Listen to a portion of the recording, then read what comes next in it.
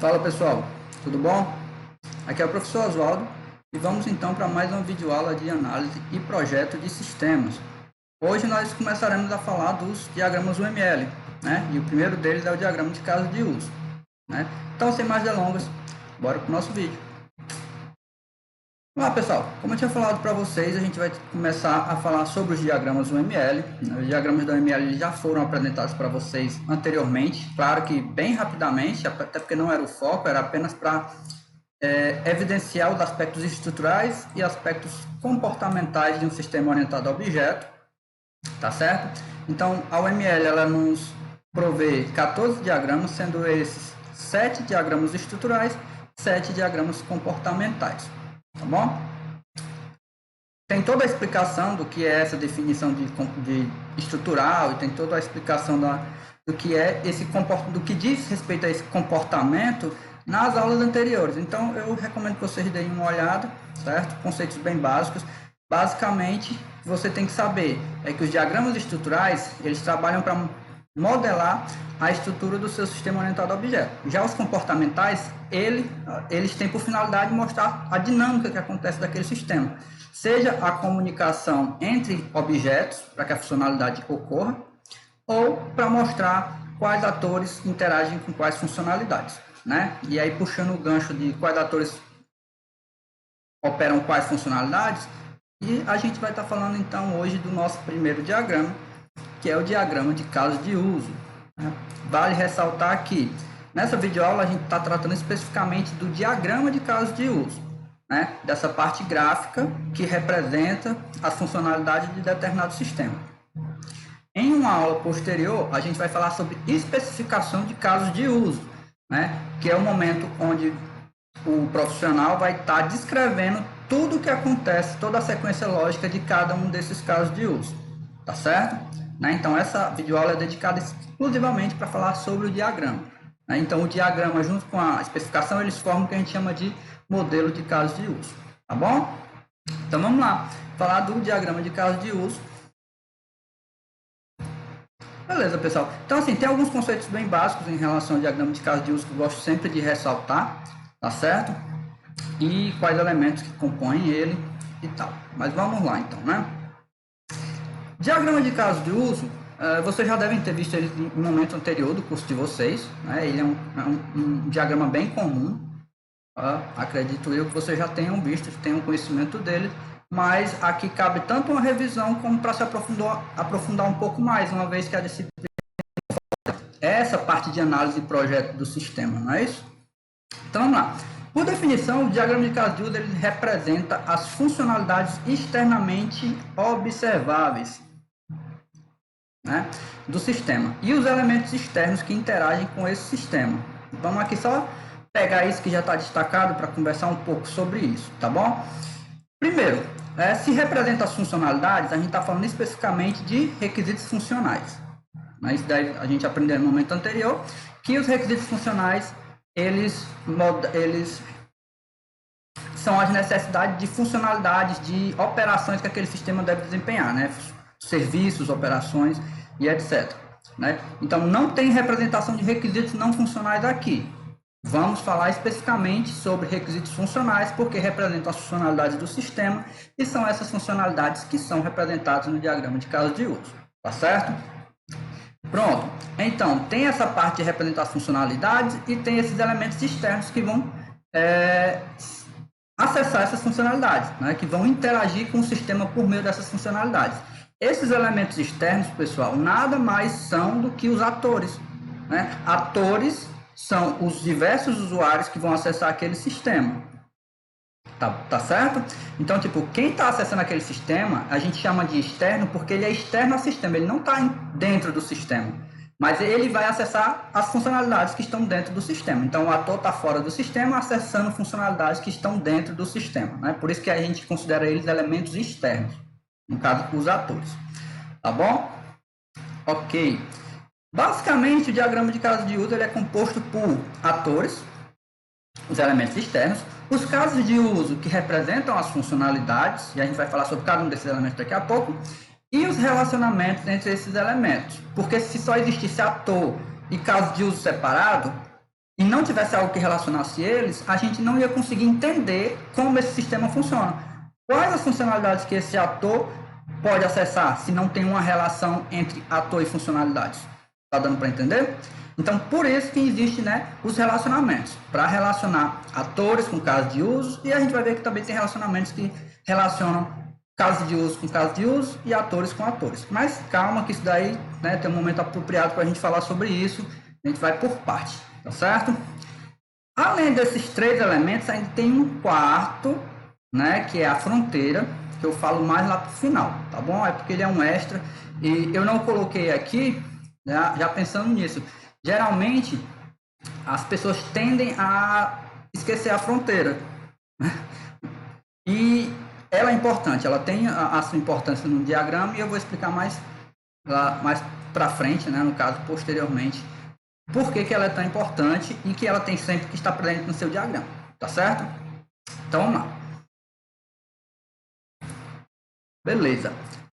O diagrama de caso de uso, pessoal, antes de falar especificamente sobre aqueles, né, cada elementozinho do diagrama de caso de uso, dar algumas explicações básicas para situar vocês. Né? Então, esse diagrama é um dos mais utilizados no processo de desenvolvimento. Né?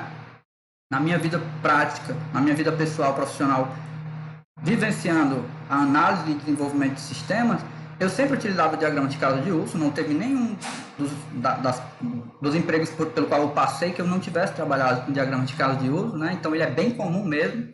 Então ele costuma ser utilizado desde o início da modelagem do sistema, né? Então lá quando você está fazendo levantamento dos primeiros requisitos, né? Isso na licitação e análise de requisitos, embora ele venha a ser consultado e modificado durante todo o processo. Então é normal que naquele primeiro momento que você faz a licitação dos primeiros requisitos, você já consiga ir modelando as primeiras funcionalidades, e durante o processo de desenvolvimento, à medida que novas funcionalidades vão surgindo ou que funcionalidades vão sendo alteradas, esse diagrama ele vai sendo modificado durante o processo. Isso daí é normal também, tá certo? Uma coisa que eu sempre peço e gosto de frisar é que todo e qualquer diagrama ele tem que ser simples, né? Não pode ser poluído, porque embora seja você que está fazendo o diagrama, você que está modelando o diagrama, esse diagrama não vai ficar apenas para você, para a sua visão, né? Ele vai ser passado para a sua equipe, ele vai ser mantido dentro do processo, ele vai ser mantido dentro da organização, para que outras pessoas deem manutenção naquele sistema. Então ele tem que ser de fácil entendimento, tá bom? Um detalhe, né, que eu gosto também de frisar, e que eu poderia ter falado aqui, até porque eu destaquei, eu falei que os diagramas de caso de uso, eles focam apenas nos requisitos funcionais, certo? Isso, ele representa os requisitos funcionais porque a gente está falando de funcionalidades, né? Mas tem esse detalhe aqui, representa funcionalidades externamente observáveis. Esse é um detalhe importante, porque o que é da ideia de externamente observável? É algo que a gente observa de fora. Então, assim, o diagrama, ele é algo gráfico, né? Então, você está modelando o seu diagrama, porque ele vai dar uma visão do sistema como um todo. Que visão é essa? É a visão de quais atores acessam que funcionalidade do sistema. Então, quando você está olhando para esse diagrama, você consegue ver que funcionalidades existem naquele sistema. Você que está olhando de fora. Seja você um desenvolvedor, seja você um analista de testes, por meio do diagrama de caso de uso, você vai conseguir ver as funcionalidades daquele sistema. Embora não tenha a representação do passo a passo interno naquele diagrama de como essas funcionalidades acontecem, mas você consegue ver, né? Você que está de fora, você que está observando aquele diagrama, você consegue ver todas as funcionalidades daquele sistema. É por isso que a gente fala que ele representa as funcionalidades externamente observáveis, é aquilo que a gente dá para a gente ver de fora. Isso é um detalhe importante, porque esse diagrama ele é uma importante ferramenta de comunicação também entre os membros dentro do processo, né? Dentro do processo de desenvolvimento. Ok? Né? Feito esse adendo aí, podemos então prosseguir, né? Apenas para ressaltar alguns pontos que a gente já falou anteriormente, mas não custa nada frisar mais uma vez. Eu gosto muito de bater nessa tecla e deixar bem entendido esses aspectos. Então, vamos lá. Os agentes externos são aqueles que estão fora do sistema, por isso que eles são externos, né? Eles são os atores. Então, existem várias categorias de atores. Não quer dizer que todo ator vai ser algo, tipo um ser humano. vocês vão entender melhor o que eu estou falando. Porque, inclusive, um ator pode ser um sistema que acessa funcionalidades de outro sistema. Tá certo? Então, aquilo que é externo ao sistema e que acessa funcionalidades desse sistema é um agente externo, é um ator. Tá bom?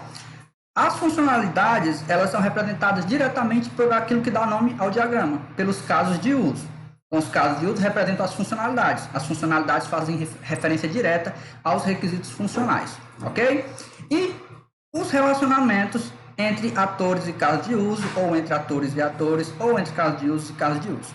Né? Os principais elementos, todos muito bem definidos, todos muito bem destacados. E aí sim a gente pode falar individualmente sobre cada um deles, para ir entendendo como montar o seu diagrama de caso de uso, tá certo? Então, pessoal, começar falando primeiramente sobre os atores, certo? Ou, como eu costumo chamar esse bonequinho aqui, bonequinho de palito de fósforo. Vamos lá.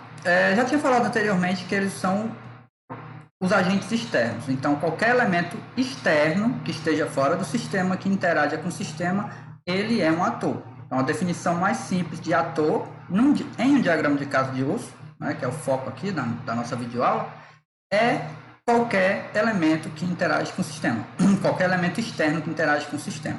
Ou seja, sempre que você vê um desses bonequinhos de palito de fósforo ligado a alguma funcionalidade desse sistema representado no diagrama de caso de uso, aquele ali é um ator desse sistema, tá certo? Esse ator, como é que ele interage com esse sistema? Ele interage fornecendo dados, né, fornecendo informações, ou inserindo informações, ou recebendo informações, ou uma troca de informação. Ele tanto insere informação como ele recebe. Né? Tem formas de representar essa interação entre o sistema e o ator, mas só para você saber. Como é que esse agente externo pode interagir? Ele pode interagir enviando informação, recebendo informação, ou numa via de mão dupla, tanto inserindo quanto recebendo. Certo? Aqui apenas para destacar esse aspecto do que é que a gente considera externo e o que é que a gente considera interação, né? Simples assim. Categorias de atores, como eu tinha falado anteriormente, né? A gente tende a pensar que atores sempre vão ser agentes humanos, seres humanos, e não necessariamente, porque a gente já viu casos de sistemas que acessam outros sistemas. Então, se tem um sistema que precisa acessar determinada funcionalidade de outro sistema, então esse sistema, em determinado momento, é ator desse outro sistema, quando você precisar representar no diagrama de caso de uso. Tá certo? Então, dentro das categorias de atores, né, a gente vai destacar aqui 3, né, são as pessoas, no caso, empregado, cliente, gerente, vendedor, etc. Organizações e até mesmo outros sistemas. Claro que, né, o nível de abstração desses atores que você vai representar depende do sistema que você está representando.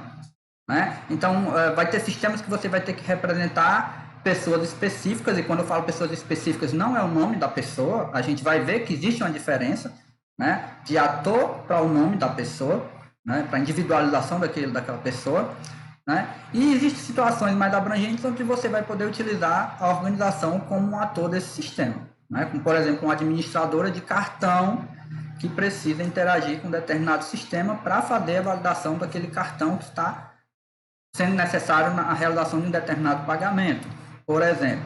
Né? Em outros sistemas, né, o sistema de contabilidade, o de cobrança, vai precisar entrar em contato com outro sistema para fazer determinadas validações dos dados do cliente e etc. Então, são situações, vai depender realmente do que você está modelando, de qual tipo de sistema você está modelando. Tá certo? Aqui a gente vai ver alguns exemplos, né, de caso de uso, alguns exemplos simples, para que vocês possam entender melhor, né, tanto a utilização desses atores como os relacionamentos, né, a interação deles, né, durante a modelagem de um diagrama de caso de uso, tá bom? Então, assim, categoria de atores, né, tem diversas. Não necessariamente o ator vai ser sempre um ser humano, um agente humano, tá bom? Continuando. Então, exemplos de alguns atores. Certo? Então, quando a gente olha para um determinado sistema, já dá para você imaginar, dentro daquele sistema, quem são os agentes que vão interagir com aquele sistema. Então, dentro de um sistema de recursos humanos, né, dentro de um sistema de contabilidade, dentro de um sistema bancário, dentro de um sistema acadêmico, você sem nem precisar ler a descrição dos atores, você já tem uma ideia, né, de, por exemplo, quem que acessa a funcionalidade naquele sistema. Por exemplo, de um sistema de controle acadêmico, a exemplo do SIGA, que a gente utiliza na universidade. Eu sempre costumo utilizar o exemplo do SIGA, porque quando você fala em sistema de controle acadêmico, você já tem uma ideia. Quem vai utilizar um sistema acadêmico provavelmente são os alunos, provavelmente o professor vai ter que utilizar, secretários, coordenadores. Então, assim, o sistema, muitas vezes, pelo próprio nomenclatura do sistema, ele é autoexplicativo em relação aos seus atores. Claro que isso não tira a responsabilidade de fazer todo o levantamento das informações para a identificação desses atores, tá certo? Isso daqui é apenas uma forma de como, sabendo qual o sistema, você já consegue ir identificando possíveis atores para eles. Então, exemplificando aqui atores no sistema de recursos humanos, pode ser o funcionário que trabalha naquele setor de recursos humanos, que está acessando o sistema para acessar determinadas funcionalidades. O sistema de contabilidade, e esse ator aqui, né, não é uma pessoa, esse daqui é um outro sistema, ele acessa o sistema de recursos humanos porque ele trabalha com contra-cheque dos funcionários, né? Então, assim, exemplos de atores para um determinado sistema. Isso, sistema de recursos humanos, né? Sistema de controle acadêmico, como eu já tinha adiantado. Aluno, professor, secretário, coordenador, né? E todos aqueles que vão, de alguma forma, em algum momento, interagir com aquele sistema, certo? Então, você só vai ver esse bonequinho de palito de fósforo modelado no diagrama, desenhado no diagrama, se ele realmente for interagir com aquele sistema, né? Você não vai puramente colocar o ator naquele diagrama se ele não for fazer nada dentro do sistema. Isso daí é um erro que você vai estar cometendo, porque se ele não faz nada no sistema, ele não interage com o sistema. Então, ele não é ator daquele sistema, né? Então, lembre-se da definição. Ator, agente externo que interage com o sistema. Interage, né, com alguma funcionalidade do sistema. Se ele interage com pelo menos uma funcionalidade, ele é ator. Se ele não interage com nenhuma, ele não é ator. Tá bom? Diferença de usuário para ator. Usuário e ator não são a mesma coisa? Não são a mesma coisa, tá certo? São coisas diferentes. Por quê? O usuário é todo aquele que utiliza o sistema. Então, se eu sou um aluno, né? Eu, Oswaldo, sou um aluno, acesso o sistema. João é um aluno, também acessa o sistema. Maria é um aluno, também acessa um sistema. Certo? Se vocês repararem, tanto Oswaldo quanto João e quanto Maria são alunos, né? São pessoas individuais, são usuários individuais, mas todos acessam o sistema na categoria de aluno, né? Então, esse aluno é o ator. O aluno categoriza vários usuários, para que você não tenha que ficar botando vários bonequinhos com nomes individuais dentro do seu diagrama, né? Então, é questão até de otimização do seu diagrama. Então, o que você vai realmente representar no seu diagrama é a categoria que representa aqueles usuários, né? A categoria que representa todos os alunos que vão acessar aquele sistema acadêmico, a categoria que representa todos os professores que vão acessar aquele sistema acadêmico, a categoria que representa secretários, coordenadores e etc. Tá bom? Então, todo usuário está representado naquela categoria que é o ator. Ok? Então, usuário, alguém que utiliza o sistema. Ator, o papel que o usuário representa ao utilizar o sistema, ou seja, a categoria daquele usuário. Ele é aluno, ele é funcionário, ele é coordenador, ele é professor, depende do sistema que está sendo modelado ali, né? Então, lembre-se sempre dessa diferença. Você nunca vai nomear um ator como João, Maria, Oswaldo, Leandro, tá? Você vai nomear o ator pela categoria que ele representa. Aluno, funcionária, secretária, coordenador e etc. Né? Lembre-se sempre dessa diferença. E aqui, apenas para ressaltar essa diferença aí, pensem assim. Um usuário pode desempenhar mais de um papel, tá? Eu, Oswaldo, se eu for professor, em determinado momento eu sou professor, mas também sou coordenador de determinado curso, né? Então, eu iria acessar o sistema com duas categorias, né? Eu teria a possibilidade de acessar ele como professor e também teria a possibilidade de acessar esse sistema como coordenador. Então, um mesmo usuário desempenhando mais de um papel, né? Nesse exemplo aqui, o João, que pode utilizar o sistema como gerente e também como vendedor. Então, teriam dois tipos de atores, ator gerente e ator vendedor. A gente não está interessado, né, em no usuário em si, a gente não está interessado no João em si, a gente está interessado na categoria que ele é representado, né, que o ator representa ele dentro daquele sistema. Um ator pode ser representado por mais de um usuário, como eu já tinha falado anteriormente. Vários usuários, alunos, certo? Estão categorizados na categoria de aluno. Então, João e Maria são exemplos de vendedores. E quando você for representar no diagrama de caso de uso, você vai ter o ator vendedor. Né? Não vai ter João, não vai ter Maria, vai ter sim vendedor. E aí você vai saber, se João e Maria é vendedor, eles podem acessar as funcionalidades que aquele ator vendedor tem acesso de acordo com o diagrama de caso de uso.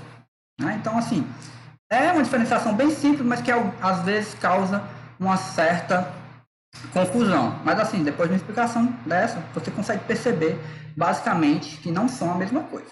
Tá certo? O que vai contar o diagrama de caso de uso são as categorias de atores, são os atores que vão ser representados lá. E dentro dessa categoria vão ter vários usuários, mas o que vale aqui para o diagrama são os atores, tá bom?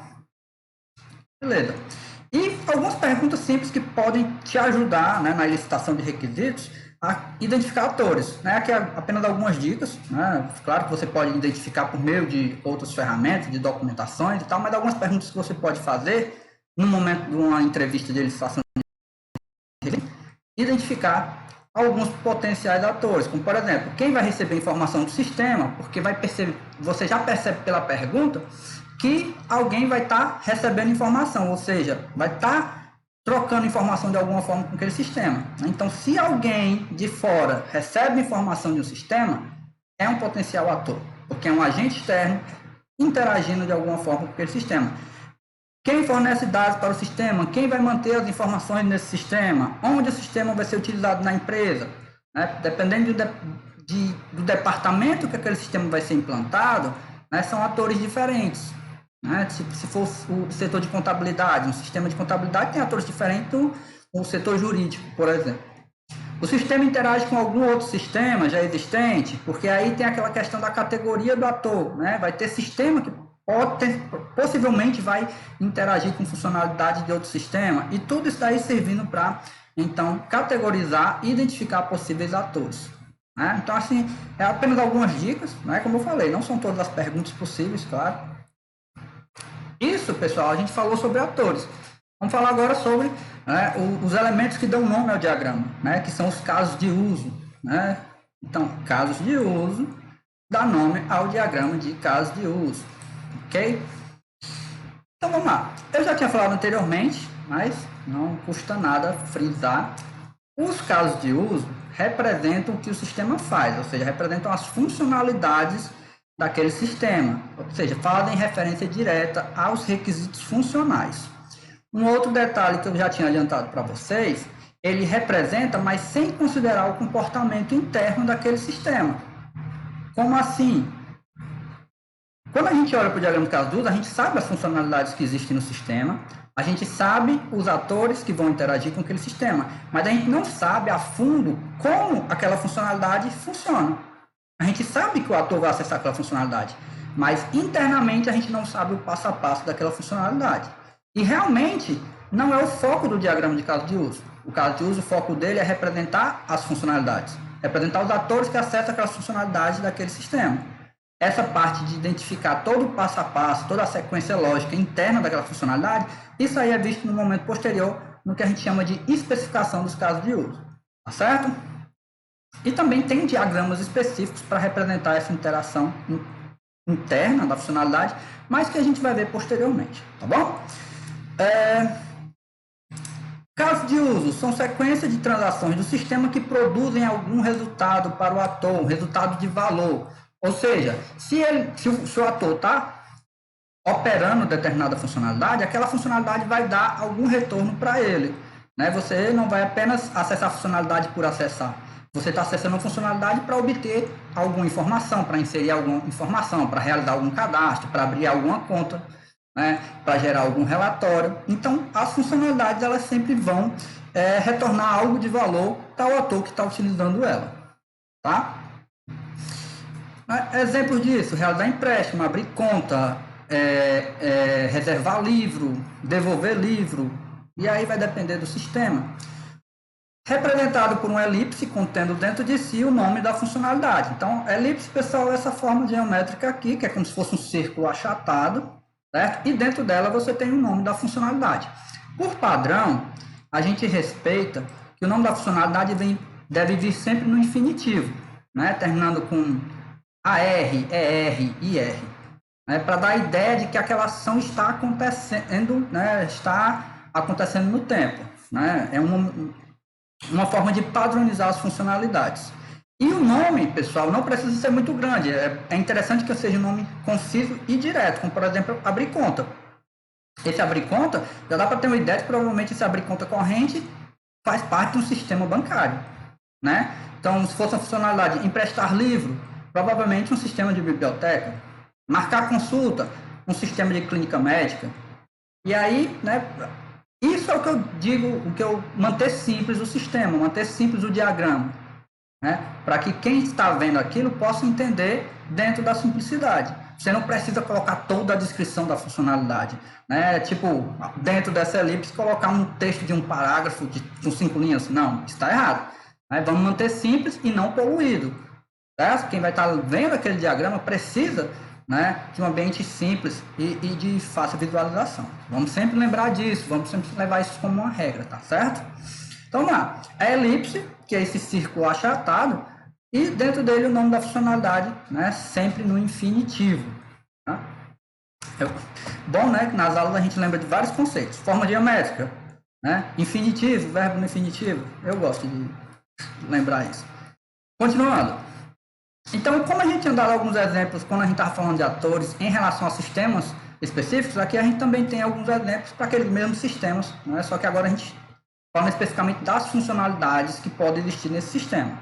Claro que, né, você vai fazer o levantamento das informações no momento de elicitação de requisitos, né? Tem algumas perguntas que você pode fazer, mas pelo próprio sistema em si, quando você vai ter que fazer a licitação de um sistema acadêmico, você também já tem uma ideia de quais funcionalidades que vão existir. Né? Isso daí facilita. Essa vivência, essa expertise que você vai obtendo com o tempo, facilita muito a licitação de requisitos.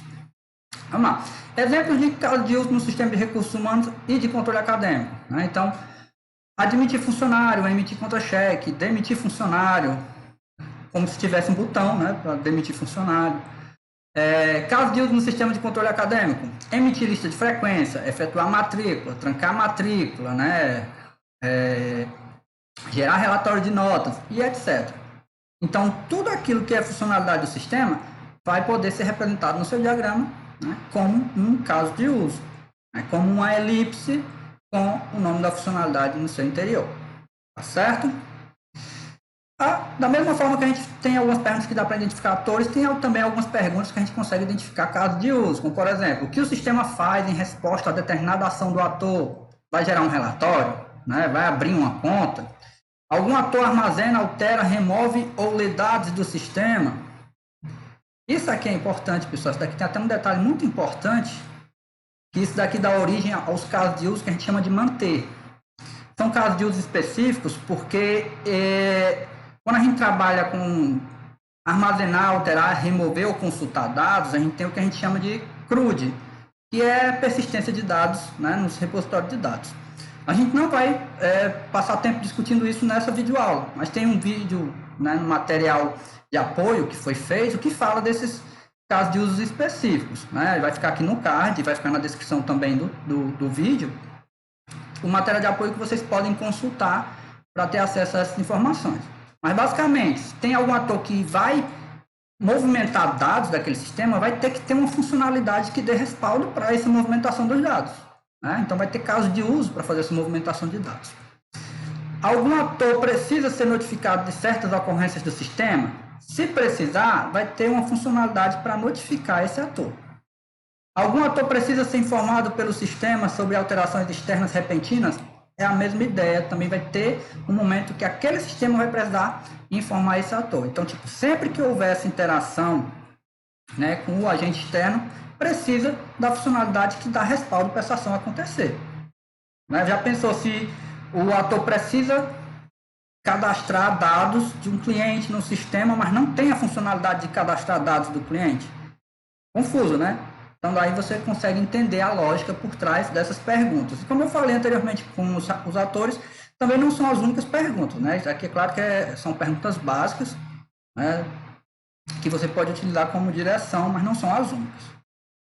Isso, pessoal, né? Para os casos de uso. E aqui, sintetizando essa questão da identificação, tanto de atores quanto casos de uso, esses dois casos eles já são identificados, né, desde o começo da coleta de requisitos. Né? Naquele momento que você está fazendo o levantamento das necessidades do sistema, você já vai identificando quem são os agentes externos que vão interagir com aquele sistema, né, e quais são as funcionalidades que eles vão estar acessando. Então, desde o começo, no primeiro levantamento de requisitos, você já consegue ter essa visão. E a partir daquele momento você já pode ir, né, fazendo o seu diagrama. Esse diagrama, como foi frisado anteriormente, ele vai estar evoluindo conforme o processo de desenvolvimento. Né? Interessante é que no momento que for desenvolvido as funcionalidades, você já tem os casos de uso que representam aquelas funcionalidades bem consistentes. Né? Não há uma regra que indique a quantidade certa de casos de uso para o sistema. Isso daí depende muito do sistema que está sendo desenvolvido e da complexidade dele. Então, tem sistemas que vão ter um diagrama de casos de uso com bastante funcionalidades, então tem sistemas mais simples que vão ter menos funcionalidades. Isso daí é simples de entender, né?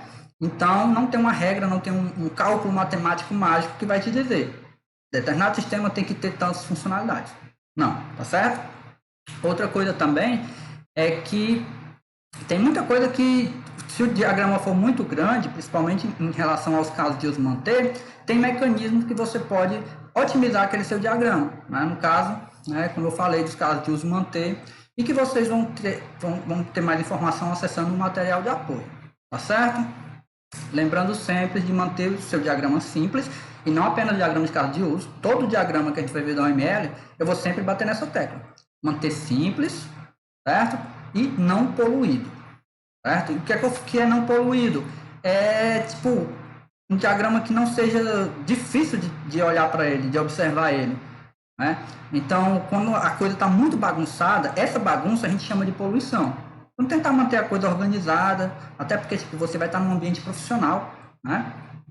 E as pessoas que vão ter acesso àquela documentação precisam ter um acesso bem consistente daquela informação. Tem que entender muito bem o que está ali, porque o que está em jogo é a manutenção de um sistema esse que está sendo utilizado e que está dando retorno para quem pagou para aquele sistema. Né? Então, a coisa é bem séria. Né? Manter simples e manter não poluído todo e qualquer diagrama que você vai fazer aí, tá bom? Continuando, agora falar sobre os relacionamentos. Né? Eu costumo dizer que o ator existindo sozinho, ele é mesmo que nada. Né? Para que existir aquele ator se ele não vai estar acessando funcionalidade de um sistema? A mesma coisa para o sistema. Para que ter funcionalidade se aquelas funcionalidades não podem ser acessadas por um ator? O sistema vai servir de nada e o ator também não. Então tem que ter alguma coisa que dá a liga para eles, né? Que faz a interação acontecer. Tá certo? Isso acontece por meio dos relacionamentos. E no diagrama de caso de uso, pessoal, a gente tem 4 tipos de relacionamento. São esses aqui, ó. Comunicação, também chamada de associação, inclusão, extensão e generalização. Tá? A gente vai falar a partir de agora sobre cada um deles, cada um tem suas características bem específicas. É importante que vocês prestem atenção para que não confundam um com o outro, tá bom? Porque isso daí é muito importante para a construção do seu diagrama, tá certo? Então, o primeiro que a gente vai começar a falar é sobre a comunicação, também chamada de associação.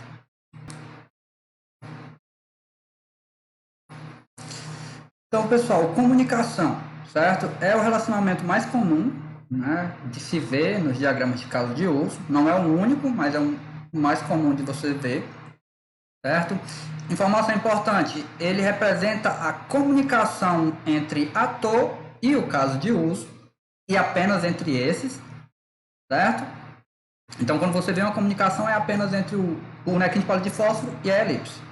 Você nunca vai ver 2 bonequinhos de palito de fósforo fazendo comunicação um com o outro, como você nunca vai ver 2 elipses fazendo comunicação uma com a outra, com esse relacionamento de comunicação ou associação, certo? Falo mais sobre isso daqui a pouco.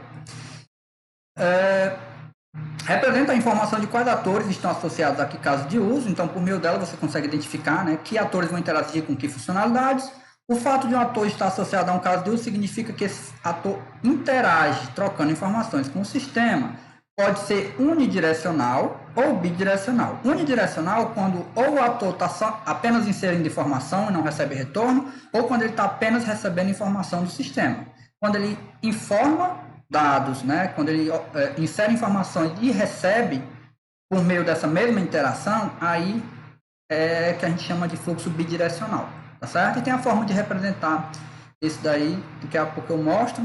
Um ator pode se relacionar com mais de um caso de uso. Sim, isso é normal e acontece com bastante frequência. O mesmo ator tem acesso a várias funcionalidades. Por exemplo, um ator que pode ter acesso a gerar relatório de notas, realizar matrícula e etc. Tá bom? Um ator pode, então, participar, né, da interação com várias funcionalidades de um mesmo sistema. Isso, né? Eu frisei bem isso daí, né? Lembre-se sempre disso. Comunicação ou associação acontece apenas entre o ator e o caso de uso. Eu falo muito disso porque já vi muitas situações, né, de diagramas mostrando essa interação que não existe. Então vamos. Aqui, né, representando o fluxo unidirecional e bidirecional.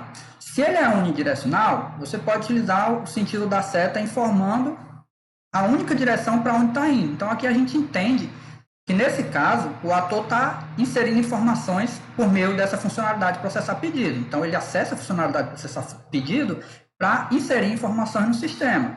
Da mesma forma, essa funcionalidade de cobrar cliente é a forma do sistema notificar o cliente, por isso o sentido da seta está indo do sistema para o cliente, determinada informação, né? Quando o sistema, né, quando o ator utiliza o sistema tanto para inserir informação quanto para ter retorno dessa informação, o sentido é bidirecional e você não precisa colocar a seta nos dois sentidos. Você deixa apenas o segmento de reta que entende-se que ali está tendo essa troca de informação. E, na realidade, é bem comum de ver mais nesse formato do que, né, numa única direção, porque geralmente as funcionalidades elas dão algum retorno, tanto quando você insere a informação, você tem o resultado daquela funcionalidade, né? Mas aqui ou acolá tem algum que faz notificação do sistema, principalmente muitos sistemas mobile fazem uso, né, de funcionalidades que notificam clientes, né? Então, nesse caso, utiliza-se a unidirecional, tá bom? Isso aqui para representar, né, a forma gráfica desse relacionamento. Isso daqui é uma seta simples, certo, pessoal? Eu falo isso porque a gente vai ver outro relacionamento que também utiliza seta, mas não é a mesma seta. E um detalhe importante que eu tinha falado anteriormente, né? Casos que a comunicação não vai estar acontecendo da forma correta. Então, só existe associação ou comunicação entre ator, bonequinho de palito de fósforo, e caso de uso, elipse, tá certo? Nunca entre ator e ator e nunca entre caso de uso com caso de uso. Ah, professor, mas vamos lá, um exemplo aqui, exemplo hipotético. Pense num sistema de biblioteca, mas o sistema de biblioteca ele é bem simples, é bem limitado. Nesse sistema de biblioteca, o aluno, para pesquisar um livro, ele não acessa o sistema. Ele tem que falar com a bibliotecária para perguntar a ela se determinado livro existe ali na biblioteca. Aí a bibliotecária vai no sistema e consulta o livro, tá? Então, a gente tem o aluno que fala para a bibliotecária, pergunta a ela se tem algum livro dentro do sistema. Aí a bibliotecária pega e acessa o sistema. É a bibliotecária que está interagindo com o sistema. Aí alguém pode pensar, mas então eu vou fazer a comunicação entre o aluno e a bibliotecária. Porque a bibliotecária precisa receber a informação do aluno. Isso, pessoal, é algo que acontece no mundo real. Lembre-se sempre, você está modelando um diagrama de caso de uso, é o que acontece no sistema, certo? Então, ficam de fora qualquer interação humana, qualquer interação mecânica. Então, o que você tem que pensar quando estiver modelando o seu diagrama de caso de uso é quem realmente vai interagir com funcionalidades do sistema. Se o aluno, em momento algum, acessa o sistema, ele não é ator daquele sistema. Lembre-se sempre da noção de ator. É um elemento externo que interage com o sistema. Se aquele elemento externo não interage em momento algum com o sistema, ele não é um ator daquele sistema. Então, nesse caso, se você for representar essa comunicação, né, de um aluno com a bibliotecária para perguntar a ela se tem determinado livro, isso está errado. Você não pode fazer isso no seu diagrama de caso de uso, certo? Porque quem vai estar realmente acessando o sistema é a bibliotecária. Ela é o real ator daquele sistema, tá bom? Da mesma forma, você tentar se comunicar caso de uso com caso de uso. Não existe esse tipo de comunicação. Não tem caso de uso, né, conversando com caso de uso. Tá bom? Se você tentar representar dessa forma, também está errado. E se você vê essa representação em algum local, em algum outro lugar, que não esteja citando aquilo como exemplo errado, certo? Você pode dizer com toda certeza, aquilo ali está incorreto. Porque relacionamentos de comunicação ou associação existe exclusivamente entre um ator e um caso de uso para mostrar que atores interagem com que funcionalidades dentro do sistema. Tudo bem? Dito isso, né, podemos passar para os próximos relacionamentos. Né? E agora, né, precisa um pouco mais de atenção, porque a gente vai falar de inclusão e extensão. E pode ser que cause um pouco de confusão no começo, porque são parecidos. Né? Inclusive, a notação gráfica é bem parecida. Né? Então, muita atenção. Embora a notação seja parecida, as definições de cada um são bem diferentes, né? São bem específicas mesmo. Então, essa é uma questão de realmente prestar atenção, de saber para onde que a seta vai estar apontando, que aí você entende de boa, né? Tranquilo. Então, vamos lá. Relacionamento de inclusão, representado pelo estereótipo include. Quando eu falar estereótipo, pessoal, é tudo que vem nessa simbologia aqui, tá certo? Ok? Então, vamos lá. Existe somente entre casos de uso, e aqui é apenas entre caso de uso e caso de uso, o ator não se mete com inclusão, certo? Então pense, inclusão acontece apenas com as elipses, elipse com elipse. Quando dois ou mais casos de uso incluem uma sequência de interações em comum, esta sequência pode ser descrita em um outro caso de uso, que será comum a todos que utilizarem, certo? Então, uma mesma sequência utilizada por outros casos de uso. Calma, que a gente vai mostrar com exemplos daqui a pouco. Representa um comportamento obrigatório, certo? Então, sempre que você vê um caso de uso incluindo outro, né, aquela sequência vai ser obrigatória. Sempre que for necessário realizar aquela funcionalidade que está incluindo outra funcionalidade, aquela funcionalidade que está sendo incluída, obrigatoriamente vai precisar acontecer. Tá? Características do include, características da inclusão. O relacionamento é representado por uma seta tracejada, né? Não é mais um segmento de reta, ela é tracejada, tem interrupções com a seta na ponta. E sobre essa seta, né? Sobre essa flecha tracejada, você tem o estereótipo do include, informando que ali está acontecendo uma inclusão. Isso é importante por quê? Porque, como eu falei, a inclusão, a nomenclatura dela, né, a notação dela é bem parecida com a do extend. Então, para diferenciar, para a pessoa que está vendo o seu diagrama saber que aquilo ali é uma inclusão, você tem que destacar o estereótipo do include, tá bom? O caso de uso que é atingido pela seta, ou seja, né, a seta aponta para esse caso de uso, aquele é o caso de uso que está sendo incluído. Então, quando você for utilizar determinada funcionalidade que aponta para um outro caso de uso numa inclusão, aquele caso da ponta obrigatoriamente vai ter que acontecer, tá? Então, a anotação para isso é aqui, ó. Esse é o caso de uso principal. Isso daqui não, só para destacar, aqui não é o nome da funcionalidade, aqui é destacando o caso de uso principal e aqui o caso de uso incluído, tá certo? Então, esse caso de uso que tem uma seta tracejada apontando para esse outro caso de uso, destacando uma inclusão, informo para quem está lendo aquele diagrama que toda vez que essa funcionalidade acontecer, obrigatoriamente essa vai ter que acontecer também para complementar as ações do primeiro caso de uso, o caso de uso principal, tá certo? É mais fácil entender isso com exemplos, né? Então vamos partir para os exemplos para vocês, né, caso tenha alguma confusão, né, desmistificar essa confusão. Então vamos lá. Passa logo aqui para o exemplo, que vai ficar bem mais fácil de vocês entenderem. Né? Vocês podem... Tá, antes do exemplo, então, o caso de uso incluído, né, que é aquele que vai ser obrigatório, evita a descrição de uma mesma sequência de interações mais de uma vez, então aqui as vantagens de se utilizar a inclusão, torna a descrição dos casos de uso mais simples, certo? Vamos lá. Exemplo, considere um sistema de controle de transações bancárias, então um sistema bancário, tipo aquele de caixa eletrônico, que você vai lá, bota o cartão, se consulta saldo, realiza transferência, blá blá blá, né? Então, vamos lá. Algumas funcionalidades, alguns casos de uso desse sistema são obter extrato, realizar saque e realizar transferência. Apenas alguns, não são todos, né? Então pensa, na prática, aquele sistema de caixa eletrônico, você vai lá com seu cartãozinho para consultar saldo, realizar pagamento, realizar saque, realizar transferência, certo? Existe uma sequência de transação em comum a todos eles, né? Que é a sequência para validar a senha do cliente.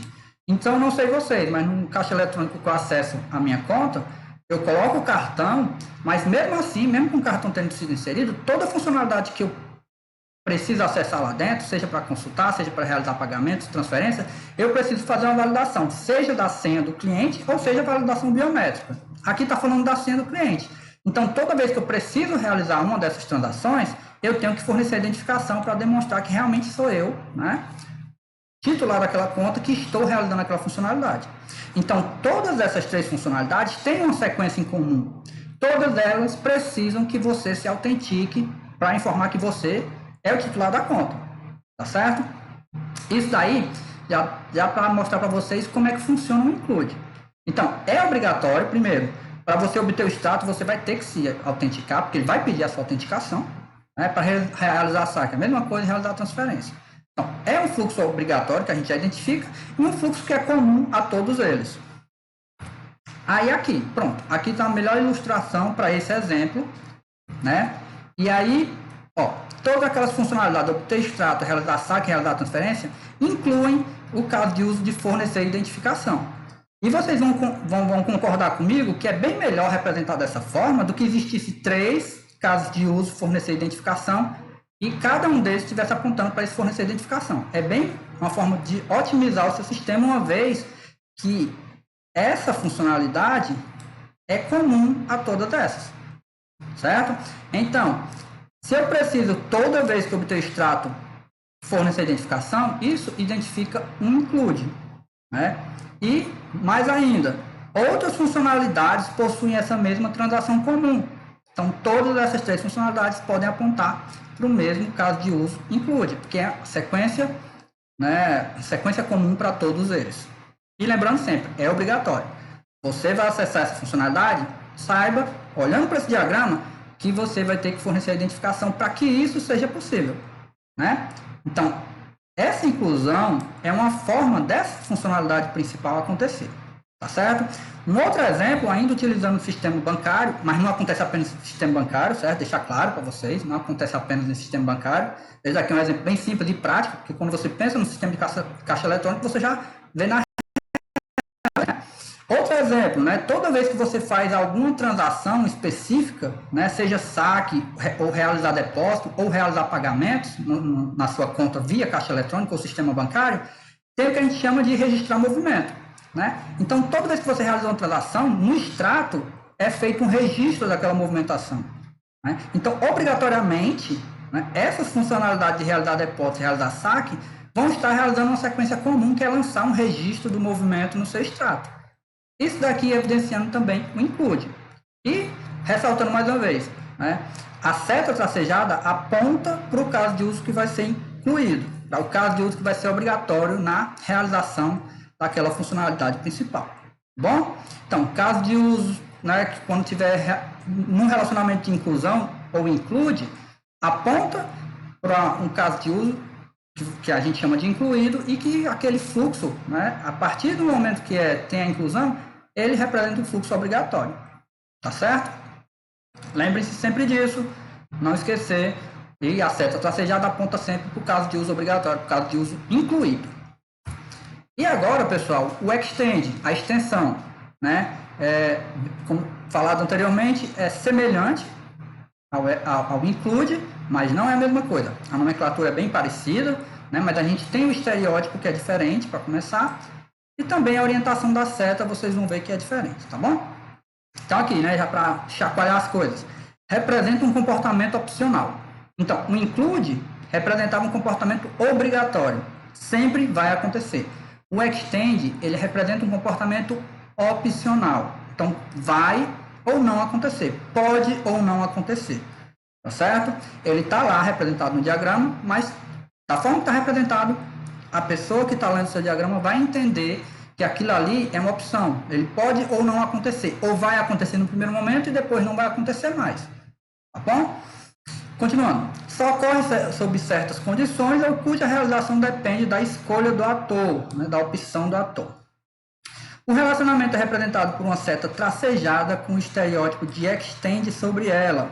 Né? Como eu tinha falado, semelhante ao do include, né? Semelhante, não é igual, é semelhante, mas tem suas diferenças, grandes diferenças.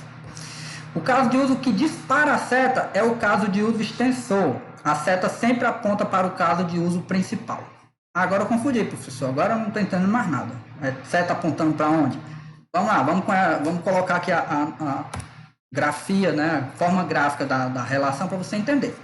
Então, a gente tem o caso de uso principal, que a gente chama de caso de uso base, e a gente tem o caso de uso que é a opção, que é o que a gente chama de caso de uso extensor.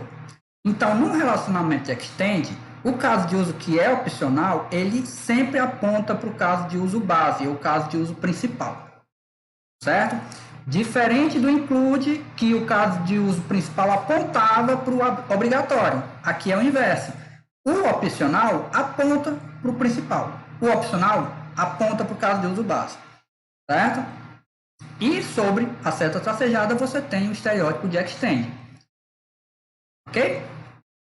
Tranquilo? Acredito que fica simples de entender assim. É só você pensar. No include, que é obrigatório, vai do caso de uso principal para o caso de uso obrigatório, caso de uso incluído. No extend, vai do caso de uso opcional, caso de uso extensor, para o caso de uso base. Né? E sobre a seta, sempre deve ter a identificação do estereótipo, né? Para aquelas pessoas que identificarem apenas ao olhar que ali é um relacionamento ou de extensão ou de inclusão. Né? Se não for assim, se não tiver estereótipo, a pessoa vai ter que entender muito bem o seu sistema para perceber qual é o caso de uso base e qual é os casos de uso que são ou incluídos ou extensores. Tá certo? Então, boas práticas, né? Regras boas a se seguir, sempre colocar o estereótipo sobre a seta tracejada para quem está lendo o seu diagrama entender o que está acontecendo ali. Né? E não confundir o sentido das setas, por favor. Isso, né, explicações. Claro que com exemplos fica bem mais simples, então a gente vai partir para exemplos para falar melhor para vocês. Como eu já tinha frisado anteriormente, não necessariamente esse caso de uso que é opcional vai acontecer. Ele pode ou não acontecer. Ele pode acontecer apenas uma vez e nunca mais acontecer? Pode. Né? Então, acontece sob certas condições ou dependendo da escolha do ator. Exemplo, vamos lá, considere um processador de textos. Né? Então, tem vários exemplos de processadores de textos por aí. Tipo um Notepad, tipo um Microsoft Office, Word do Microsoft Office. Tá certo? Vamos lá, considere um processador de texto.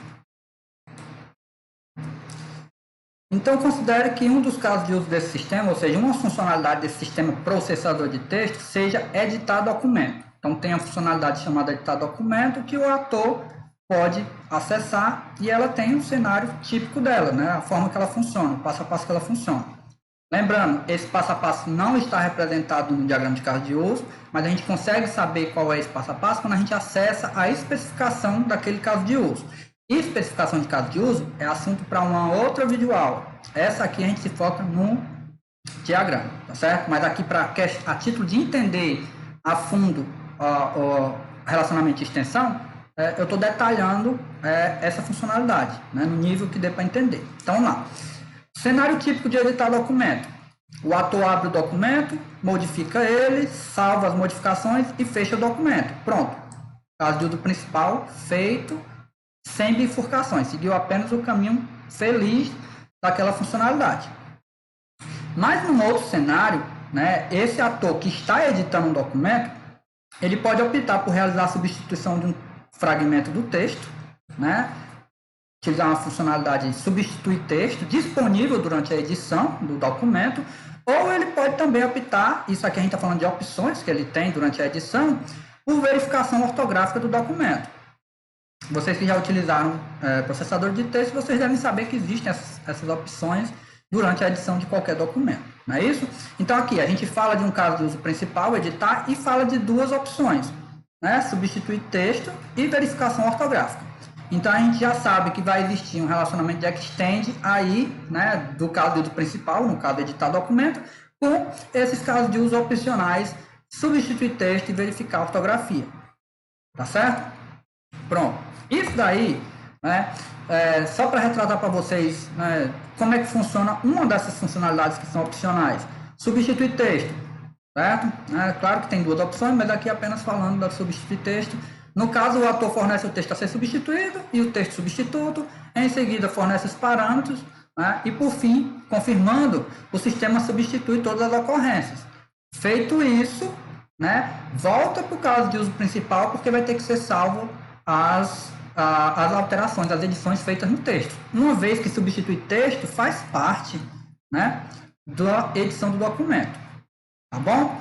Então, dentro da funcionalidade de editar documento, você tem duas opções. No caso, substituir texto e verificar a ortografia. Né? Uma dos passo a passo, né? No caso, substituir texto, eu mostrei aqui para vocês. E representando graficamente é dessa forma. Ó, tem aqui o ator, no caso, escritor, que acessa o sistema, no caso, o processador de textos. Né? Tem a funcionalidade principal, que é editar documento, e tem as duas funcionalidades, que são opções, corrigir a ortografia e substituir texto. Lembrando que a anotação, né, do extend sempre aponta do caso de uso opcional para o caso de uso base, a seta tracejada vai dar opção para o caso de uso principal, e com o estereótipo de extend sobre a seta tracejada. Né? Não esqueça, isso é de suma importância. Então, assim, de forma gráfica, é assim que você vai estar representando. Né? E aí, nessa altura do campeonato, você já consegue perceber a grande diferença para o relacionamento que a gente viu anteriormente, que é o include. Totalmente diferente. Agora, pessoal, um outro exemplo, certo? Isso daqui, né, para ilustrar de forma mais gráfica ainda. Você tem uma tela de login, aqui, né, tela bem simples de login, quase todo sistema tem uma tela bem parecida, né, onde você tem a opção de logar ou se autorregistrar, certo? Como é que a gente representa isso, né, no diagrama de caso de uso, uma vez que a gente está falando de extend? Aqui, ó, dessa forma. Então, a gente tem o cliente que vai acessar o sistema, certo? Né? Ele vai acessar a funcionalidade de logar e tem a opção de, no logar, fazer o autorregistrar, ou seja, se cadastrar. Fazer aquele registro para poder logar. Ah, professor, mas o autorregistrar não é obrigatório? É obrigatório apenas a primeira vez. Lembra do que eu falei anteriormente, que pode acontecer uma vez e nunca mais acontecer? Isso é característica, isso define um relacionamento de extensão. Porque acontece sob certas condições. Então, apenas se o cliente, né, no caso aquele ator, não tiver um cadastro para se logar, é que ele vai registrar, vai se cadastrar no primeiro momento. Mas a partir do momento que ele tem o cadastro, ele pode logar direto. Não vai precisar mais se cadastrar. Porque se eu representasse isso daqui como um extend, apontando de logar para autorregistrar, qual é a ideia que passa? Toda vez que o ator cliente for logar, ele obrigatoriamente vai ter que se registrar. Isso não é verdade. Isso é uma opção que ele tem no primeiro momento. Depois que ele se cadastra, ele vai ter o login dele, né? A não ser que ele queira ou precise criar um outro login, ele vai ter a opção de se cadastrar, né? Criar um outro cadastro. Né? Então, entendam. Acontece sob certas condições ou dependendo da opção do ator. Né? Nesse de editar documento, fica bem mais claro essa opção. Né? Nessa do cadastro para ter um login, fica claro que no primeiro momento você vai ter que fazer o cadastro, mas depois não precisa mais, porque você já tem o seu login. Certo? Isso tudo exemplos de extend, né? De extensão. Comportamento opcional. Não esqueçam disso, ok? Então, etapa vencida, né? Já fomos então passando pela comunicação, pela inclusão, pelo extend, vamos para o último dos relacionamentos, que é a generalização. Generalização, né? Palavra difícil. Olha, um trava-língua. Também conhecido como herança, né? E aqui, quando a gente fala em herança, é bem semelhante mesmo em relação a como funciona no mundo real. Então, nada mais é do que herdar características, né? Então, tipo, é um filho herdando características de uma mãe, tá certo? É claro que a gente aplica isso para o que a gente vai falar aqui nesse momento, tá? Entendam que isso daí é apenas uma analogia para você entender melhor a explicação da palavra, do nome que recebe. Generalização, herança. Tá bom? Então, lá. Relacionamento no qual o reuso é mais relevante, evidente. Por quê? Reuso de características, né? Seja de permissões, que vai ter para realizar determinadas funcionalidades, ou mesmo de passo a passo de funcionalidade. Né? Porque a gente vai ver que a generalização ela pode acontecer entre atores, entre um ator e outro ator, e apenas entre ator e ator, ou entre casos de uso. E entre casos de uso, só entre caso de uso com caso de uso. Você nunca vai ver uma generalização, uma herança de um ator para um caso de uso ou de um caso de uso para um ator. Não existe também, certo? Quando existir herança entre atores, é só entre atores. Quando existir entre casos de uso, apenas entre casos de uso. E aí eu vou explicar, né, as duas situações também. Esse relacionamento permite que um elemento herde características de um elemento mais genérico. Então, um elemento mais genérico, vamos chamar de o elemento pai ou elemento mãe, e os filhos que vão estar herdando características, né, desse elemento mais genérico. Vamos lá começar falando primeiramente de generalização entre atores, tá? E apenas entre os bonequinhos de paleta de fósforo que a gente falou anteriormente. Significa que o herdeiro possui o mesmo comportamento que o ator do qual ele herda. Né? Então, ele herda características do pai, tá? E pode fazer as mesmas coisas que esse ator faz. Além disso, o ator herdeiro pode participar em casos de uso em que o ator do qual ele herda não participa, e isso é uma característica importante da herança. Geralmente, quando a gente representa uma herança, a gente quer representar que determinado ator pode fazer o que um outro faz, mas além disso, ele tem coisas específicas que só ele pode fazer. Certo? E eu vou te dar um exemplo aqui bem simples, né, de um sistema de biblioteca. A gente tem aqui dois atores, temos o ator-aluno e o ator-professor. O ator-aluno reserva livro, devolve livro, o professor solicita compra de título, tá certo? Só que eu quero que meu professor também possa reservar e devolver livro. Normalmente isso acontece em bibliotecas, né? Então eu coloquei esse exemplo aqui para a gente entender como é que funciona a generalização.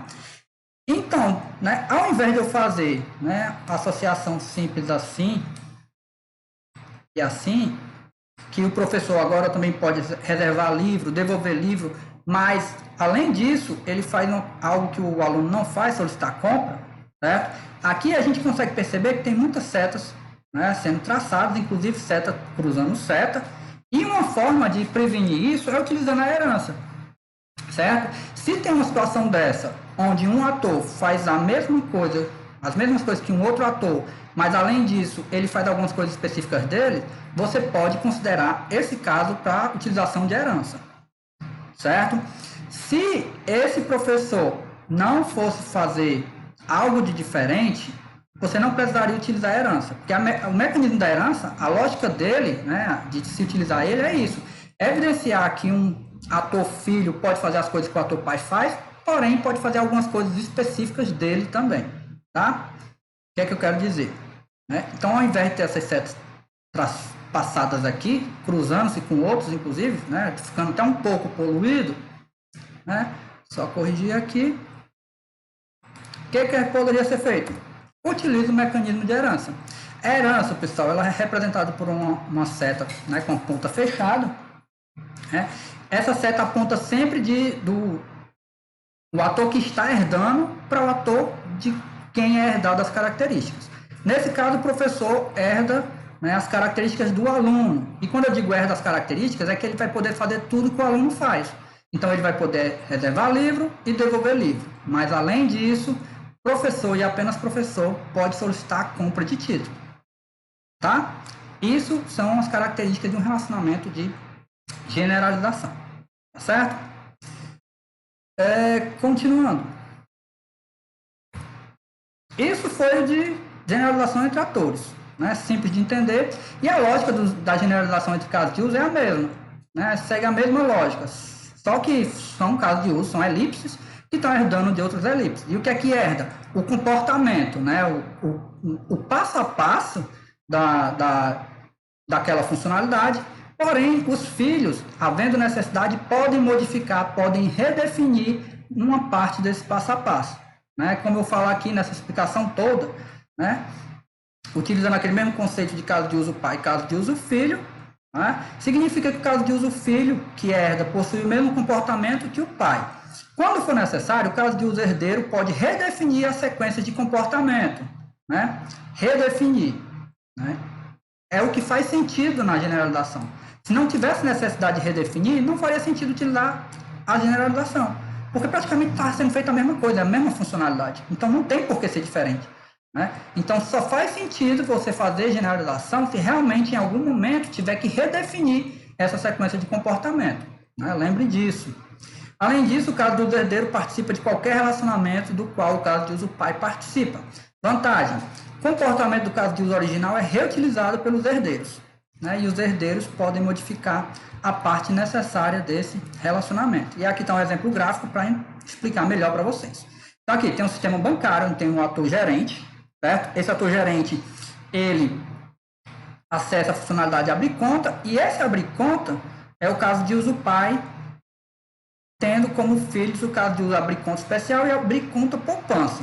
Então, no momento de abrir conta, né, que for verificado que é uma conta especial porque você é um cliente VIP, porque tem diferença no seu plano, ou se é uma conta poupança, o comportamento interno aqui se diferencia, tem uma bifurcação, né? Ele segue um passo a passo, né, herdado do pai, mas devido à sua característica de ser conta poupança ou conta especial, vai ter uma diferenciação, né, na sua sequência lógica. Ok? Então é isso. O que ele herda, né, é as características em comum daquela funcionalidade, até o ponto que for preciso redefinir o comportamento daquela funcionalidade. Ok? Então essa é a diferença em relação dos atores. Ok? É um relacionamento complexo, é um pouco complexo, né? De repente demora um pouco para você entender isso, ou não, né? Mas tem algumas pessoas que têm mais dificuldade, fica mais fácil de entender a generalização entre atores. Mas assim, pessoal, a regra é essa. É um caso de uso que herda característica de outro caso de uso, herda o passo a passo, mas que em algum momento aquele passo a passo é redefinido. Tá certo? Né? O caso do uso filho, ele herda essa característica do pai e redefine devido à sua necessidade. Ok? Tudo certinho? Então, com isso, né, a gente fechou então os 4 tipos de relacionamento do diagrama de caso de uso, que foram comunicação, também chamada de associação, que acontece apenas entre ator e caso de uso, inclusão e extensão, né, esses acontecem apenas, exclusivamente entre casos de uso, tem as suas regrinhas bem estabelecidas, a gente viu. E, por último, a gente viu a generalização, que acontece ou apenas entre atores ou apenas entre casos de uso, né? E dependendo de qual abordagem, tem uma diferenciação aí também, tá certo? Relacionamentos vencidos, a gente viu os 3 componentes básicos do diagrama de caso de uso. Vimos, então, os atores, agentes externos, vimos as funcionalidades dos casos de uso e vimos aquilo que liga, né, esse universo de atores e casos de uso, que foram os relacionamentos. E, como eu tinha adiantado no começo do vídeo, temos também a fronteira, né, que de propósito eu não coloquei lá no começo, porque muita gente, não que eu tenha esquecido, porque está na aula, estou explicando agora, mas muita gente esquece ou não coloca, né, mas é um mecanismo importante, porque a fronteira, pessoal, ela serve para delimitar o seu sistema, o que faz parte interna do sistema e o que não faz. Né? Então, assim, a gente sabe que, por definição, se é ator, é externo ao sistema, mas por questão de lógica e de organização, é interessante que tenha essa fronteira, porque ela deixa delimitado, né, o seu sisteminha dentro desse retângulo que a gente chama de fronteira. Tá? Então, assim, basicamente é um mecanismo só para delimitar isso, né? Os atores ficando fora do sistema e os casos de uso ficando dentro daquela região dedicada para o sistema. Vocês vão entender quando eu mostrar aqui a figura. Tá aqui, isso é uma fronteira. Esse retângulo, né, que envolve todas as funcionalidades, é uma fronteira. Isso daqui evidencia que o que está aqui é o sistema, são todas as funcionalidades do sistema, e o que está fora são atores, porque estão externos ao sistema. E você percebe que propiciam uma certa organização, porque na prática eu já vi casos de uso onde os atores estavam aqui no meio dos casos de uso, estava uma bagunça. Se a pessoa fosse traçar uma fronteira, nunca ia ser um retângulo, ia ser uma coisa disforme, né? Então, por questão de manter simples, organizado e não poluído, a fronteira é um bom mecanismo para você utilizar, tá certo? Tudo isso que eu falei aqui, pessoal, né, a questão dos atores, dos casos de uso, do relacionamento da fronteira, né, no material de apoio, nos vídeos de material de apoio, que vão estar referenciados na videoaula, nos cards e na descrição do vídeo, tem tudo isso nesse material de apoio, né? Em um dos vídeos eu mostro desde como você manipula a ferramenta que a gente vai utilizar durante o semestre, que eu falo mais sobre ela daqui a pouco, como também mostro como você deve tratar um diagrama, né? Mostro um exemplo de como você não deve fazer um diagrama de caso de uso, né? E também falo sobre os casos de uso manter. Se eu fosse trazer tudo isso, todo esse conteúdo extra para essa videoaula, ele ia ficar mais extensa do que já está. E não é isso, o foco não é esse. Já que tem esse material de apoio que é um anexo, eu sugiro que vocês realmente deem uma olhada, porque faz parte da aula, né? Para esse vídeo não ficar mais extenso, ela foi feita de forma separada, tá bom? Então, assim, para a gente encerrar essa questão de diagrama de caso de uso, como você deve utilizar caso de uso, né? Então, o importante autor falou. Um grande perigo dos casos de uso é que as pessoas os tornam complicados demais e não conseguem prosseguir. Normalmente, tem-se menos trabalho fazendo pouco do que fazendo demais. É melhor um documento curto e legível do que um difícil de entender. Isso daqui, pessoal, é verdade. Às vezes as pessoas têm uma quantidade até pequena de requisitos, mas fazem muitos casos de uso. Porque, tipo, eu tenho que fazer um caso de uso, então tem que ser um diagrama bem extenso, não sei o quê. Não, pessoal. Mantenha o simples, siga o que está nos requisitos, não vá na base do achismo, certo? Siga o que está nos requisitos, siga as necessidades do sistema, que vai dar certo, né? Mantenha simples, você não tem que complicar demais a coisa. Diagrama de caso de uso, a gente não preza por complicações, tá? Porque senão ele fica muito complexo e a pessoa acaba por realmente, não estou mais entendendo o que está acontecendo aqui, não sei o que o autor desse diagrama quis dizer, vou abandonar. E isso não é interessante porque a gente sabe que aquele sistema precisa de manutenção e outras pessoas vão precisar entender aquela documentação, tá bom? Então, por isso que eu sempre bato na tecla, mantenha simples, mantenha não poluído, mantenha organizado, né? Então, ao definir um diagrama de caso de uso, mostre apenas os casos de uso importantes, né? Mostre somente os atores que estão relacionados com esse caso de uso. Então, tipo, se tem ator que não vai interagir com o sistema, não tem que estar no diagrama. Só mostre quem realmente vai estar interagindo, né, com aquele sistema. Isso é importante, dica de ouro. Então, inclusive, pode cair em algum exercício aí, vocês já estão preparados. Beleza? Só frisando mais uma vez que os casos de uso representam a visão externa do sistema, isso aqui foi falado lá no começo da aula, mas fica aí o lembrete para vocês, né? Sempre. Link importante, é a ferramenta que eu sugiro que a gente, para nossa utilização, né, desde o começo do semestre, é o Asta. Certo? Aqui está o link do download. No vídeo do material de apoio, um deles, eu mostro a utilização do Asta, certo? É a ferramenta que a gente utiliza. Não estou dizendo que quem não conseguir utilizar o Asta não vai ter como acompanhar o conteúdo, né? Como eu expliquei, né, em nossas discussões, a gente conversa para chegar numa solução, certo? A sugestão do Asta puramente porque vocês têm acesso, por terem uma licença de estudante. Ela é simples, ela comporta os diagramas que a gente vai ver durante o semestre, então é apenas uma sugestão.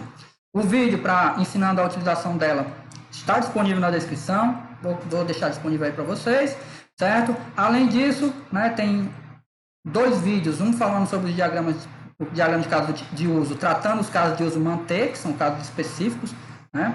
E também como você não deve fazer um diagrama de caso de uso, ok? Não deixe de ver esses vídeos do material de apoio, pessoal. Dito isso, qualquer dúvida que vocês tenham durante a videoaula, anotem, né? Não deixe para depois, vai anotando na hora e leve para a nossa discussão. Isso é importante, certo? A gente vai discutir isso daí, tentar tirar a sua dúvida, né? E sempre se comunicando para que você não perca o conteúdo, né? Eu e os monitores vamos estar à disposição de vocês, tá bom? No mais, pessoal, sempre um prazer, obrigado aí pela atenção de vocês, né? Nossa videoaula fica por aqui e até a próxima. Valeu!